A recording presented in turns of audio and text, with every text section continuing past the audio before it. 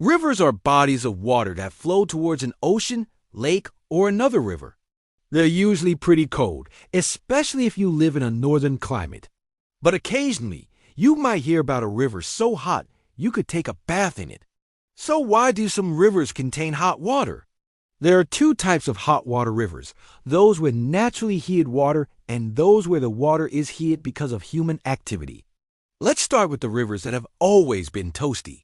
There are three main ways that underground water can heat up geothermal energy from inside the earth: the decay of radioactive elements and the burning of fossil fuels by geologic processes. The first two are natural occurrences, and the third one, burning fossil fuels, happens when organic matter like decomposed plants is heated to high enough temperatures without enough oxygen to burn completely, which forms things like methane gas. And when this methane is released into groundwater, it can form underground pockets of hot water. Now, let's look at how these processes heat up rivers. In places with high volcanic or tectonic activity, heat from deep within the Earth's core can travel up through the crust and warm the water in rivers and hot springs. This is the case for many of the world's naturally heated rivers, including the most famous one, the River Styx in Yellowstone National Park, which can reach up to 93 degrees Celsius. That's hot enough to cook your dinner. Geothermal energy can also heat rivers indirectly. For example, in New Zealand, there are rivers whose water temperatures are lower than those in nearby hot springs. The springs discharge into these rivers, raising their temperatures, like the Wanganui River, which has a constant temperature of around 38 degrees Celsius. In other parts of the world, rivers are warmed by the decay of radioactive elements in rocks. When uranium, thorium, or potassium break down in the Earth's crust, they release heat. If there are fractures in the crust, this heat can travel along them and warm the groundwater. The water will then discharge into rivers, raising their temperatures.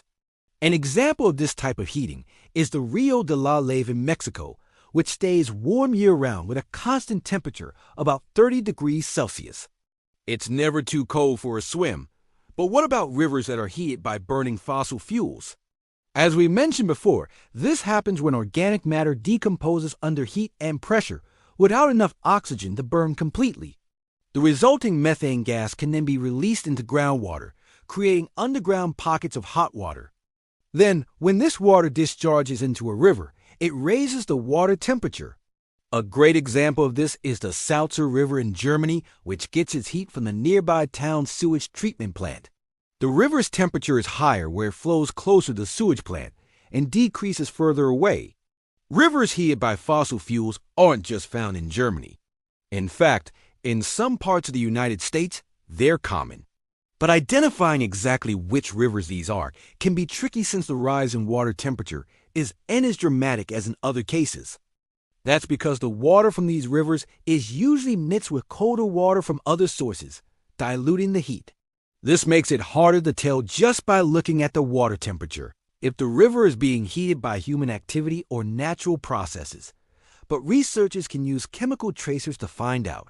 For example, they can look for nitrogen, phosphorus, carbon, or sulfur compounds that are associated with wastewater. Of course, not all rivers heated by fossil fuels stay warm year-round. The temperature of the water can change depending on the season. During summer, when it's warmer outside, the water temperature rises even more. This is the case for the Plover River in Wisconsin, which is heated by the nearby town's wastewater treatment plant. During winter, the river's temperature drops because the cold air temperature lowers the amount of heat discharged from the plant. The only way for researchers to distinguish between naturally heated rivers and those heated by fossil fuels is by measuring the water chemistry. In the case of the Plover River, samples taken during summer and winter showed high levels of phosphorus and nitrogen in the wastewater discharge.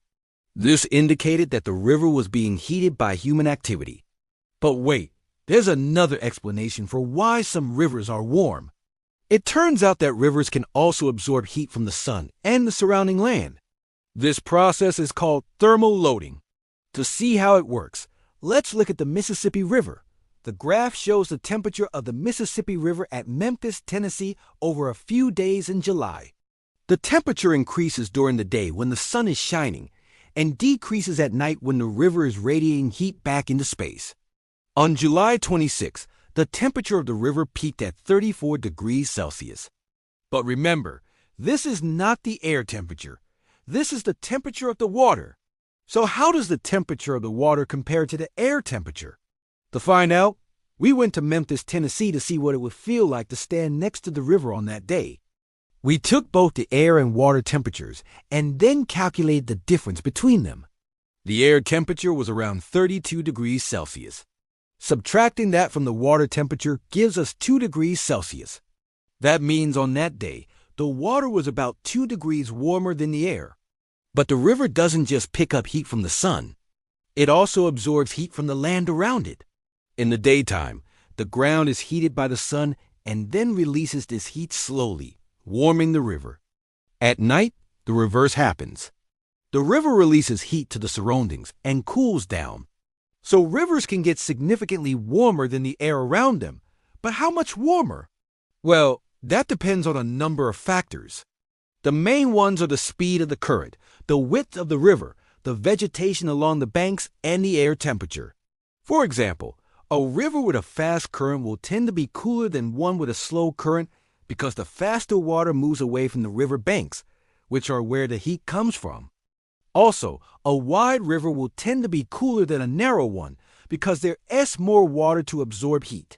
And a river flowing through a densely vegetated area will tend to be cooler than one flowing through bare rock because plants absorb a lot of heat during the day. Finally, the air temperature matters too.